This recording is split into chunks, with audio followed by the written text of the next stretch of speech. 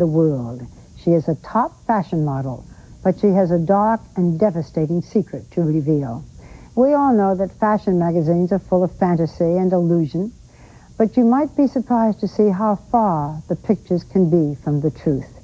Perry Peltz has the inside story of a woman who looks ideal, but everything is not what it seems.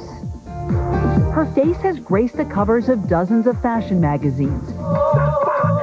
She is paid lots of money to be in TV commercials. She's beautiful and glamorous. Her name is Magali Amadei, and she has been a top model for most of the decade. Good. It's like being the princess of the fairy tale. Anything you say happens. The best places are given to you. You're treated like royalty. Just like that. But Magali's fairy tale has plenty of dark chapters that she has kept secret until now. She's speaking out at high schools like this one in New York City to spread the word that all the glitz and all the glamour were truly skin deep. I was 21 years old, and it had been 7 years that I was flushing my life down the toilet. Literally. Magali's story is about a 7-year battle with bulimia, a life-threatening eating disorder that caused her to binge and then vomit several times a day. What happens, it's kind of a click in your head. It's a conscious decision when you look at food and you eat everything that your stomach can stand until it hurts. I wanted to make myself feel bad and then purge by vomiting. Magali says the seeds of the disorder took root in what appeared to be the perfect childhood in France. Characteristic of a bulimic, Magali was a high achiever. At the top of her class, she would eventually speak 5 languages and was planning to be a surgeon. I always tried to make everything perfect. And if something wasn't perfect? That wasn't an option. She was a teenager when her drive for perfection became a dangerous obsession. She says triggered by a single comment. I was coming out of my high school, and someone told me that I was fat. That was it. I couldn't be fat. And from that moment on, I lost reality. My life changed. I became bulimic. How can such an offhand comment or comments have such a profound impact? There are people who are very vulnerable to those types of comments. Claire Misko runs the American Anorexia Bulimia Association. People who may be more psychologically vulnerable, who may have other problems going on in their lives, who may have low self-esteem already, and those are the young people who do not respond well to those types of comments. And while Magali can't blame one factor for her bulimia, she says she was depressed and felt empty. I felt like a big black hole in the galaxy somewhere that could suck in things, but nothing could fill in that hole. As the years went on, that hole got bigger and bigger and bigger. Would the food fill that void? It did, for the rush that I felt afterwards, because I felt in control. But she wasn't. Magali's insecurities intensified when she became a model at the age of 17, and her obsession with food and weight became even worse. Becoming a model was kind of the worst thing that could have happened to me. Because from that moment on, I was judged on what I looked like. Not a good thing for a person who has bulimia. No. That was like my nightmare come true. Magali was convinced she was fat, and in an industry not known for its sensitivity, there were those who would cruelly confirm her deepest fears. One time I had a stylist in Italy when I was doing a fitting say, you know, in Italian that I just looked like a cow. But I, you know, pretended it didn't hurt me. Magali coped in the only way she knew how, like a bulimic. I didn't say anything. I just went back to my hotel, bought a whole lot of food on the way because I knew I was going to eat and purge. That's all I knew to do to those kind of comments. You wouldn't know from these pictures, but Magali says modeling these swimsuits on Mustique Island made her feel fat and self-conscious.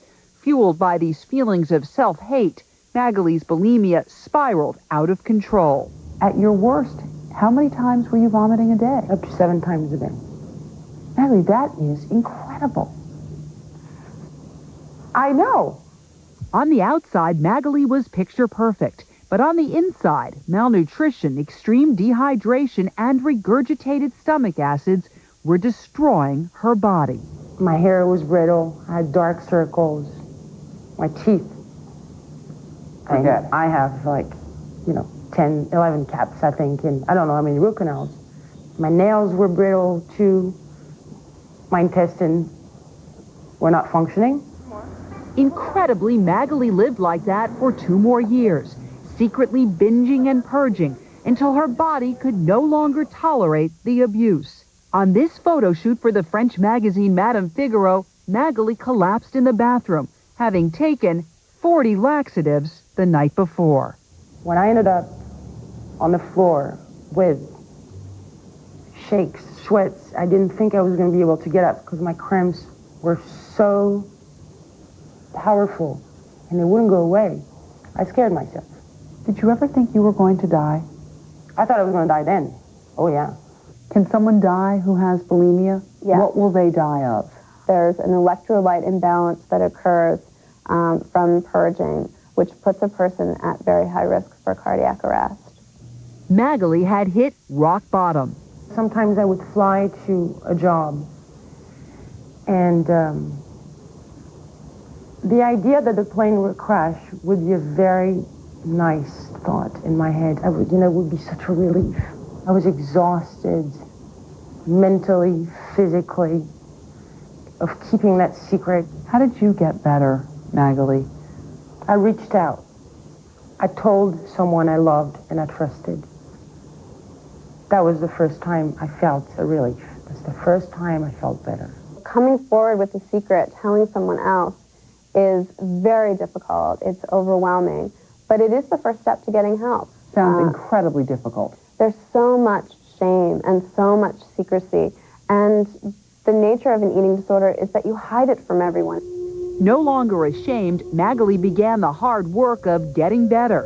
Instead of using an obsession with food and weight to distract herself from her problems, Magali found healthier ways to cope with stress. I worked on myself. I started doing things that I liked. I started acknowledging that there were feelings that I was keeping down. Started reliving. Magali resumed modeling, working only with people who supported her and who made her feel comfortable. But she worries that by working in an industry that promotes unattainable images of beauty, she may be helping to trap others into the same obsessive pursuit of perfection. Even Magali says many of her photographs had to be retouched to achieve the perfect look. What do you say to the young women out there who are looking at these pictures thinking, how could I ever look like this? It's not even possible. Well, no, it's not possible. Magali showed us why.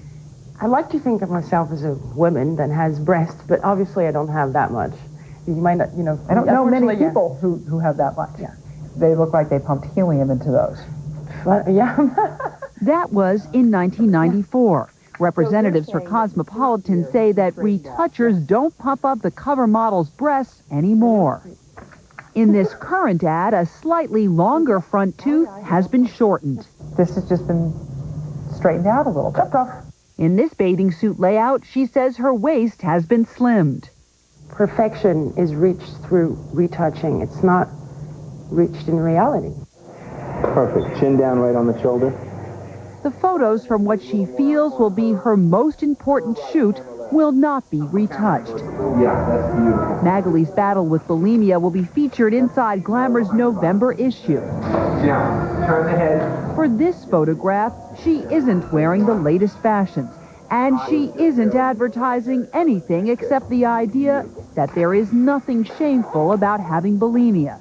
You chose to do a nude photo for Glamour magazine. Sounds to me like a pretty strong message there. I guess, they want to say that I don't have anything to hide anymore. Oh yeah, on many occasions I was told to lose weight. It has been 4.5 years since Magali began her recovery, a process that is ongoing, and she says greatly helped every time she reaches out. But the fatter I felt, the more pressure I was under. Magali, if you can connect with one young woman in each audience from these schools, what do you hope they walk away with? I hope they understand they don't have to suffer in silence anymore. I hope they understand that no matter what they see in magazines, beauty doesn't equal happiness. That's what makes me feel better. Oh, boy. But, Perry, it isn't just models, and it isn't just magazines. I mean, the whole country seems to be thinner and thinner. Stars in movies and television are skinnier. Even young kids worry about it. There's no question about it, Barbara. This is not a model's disease.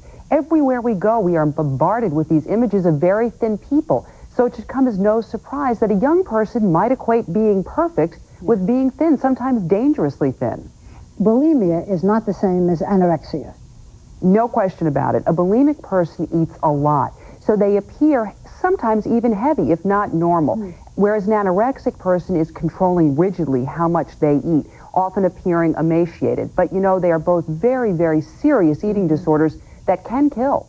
And as we said, even the very youngest kid says, I'm too fat. That's right. Yeah.